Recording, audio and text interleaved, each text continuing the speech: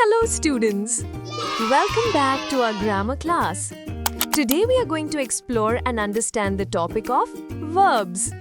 As we learnt in our previous grade, verbs are words used to express an action or a state of being. Every sentence requires a verb to be complete. Example: I think I will fail. Types of verbs. Verbs can be categorized into different types. Let us study and understand each type of verb through examples. Main verbs, also known as principal verbs, are used to express actions of the subject in the sentence. For example, the bear chased the kid. Main verbs can be classified into two kinds. Transitive verbs. Verbs that are used to express the action of a direct object are called transitive verbs.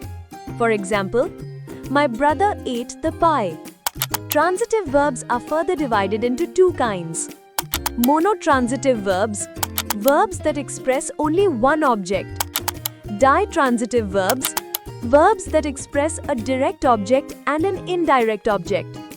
Intransitive verbs, verbs that do not express any direct object.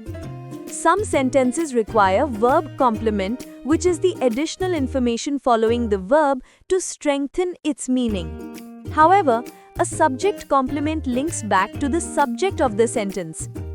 Intransitive verbs are further divided into two types. Verbs of action, verbs that provide information about the action performed by the subject in the sentence. Check the example. Verbs of being, verbs that provide information regarding the state of being of the subject in the sentence. Check the example. Non-finite verbs, verbs that have no tense and cannot be used independently in a sentence are called non-finite verbs. Hence, they are also referred to as incomplete verbs. Check the example. Unlike finite verbs, non-finite verbs have only one form of tense. Check the example. Unlike finite verbs, non-finite verbs do not require a subject. Check the example. Non-finite verbs can be classified into three kinds. Infinitives, non-finite verbs which are preceded by to. Check the example. Bare infinitives, non-finite verbs where to is omitted. Check the example. Split infinitives, non-finite verbs that have split and let words between to and the verb. Check the example. Participles. There are two kinds of non-finite participle verbs. Present participle, a non-finite verb having the suffix ing. Check the example. Past participle, a non-finite verb having the suffix ed or en. Check the example. Gerunds, non-finite verbs that act as a noun by adding suffix ing. Check the example.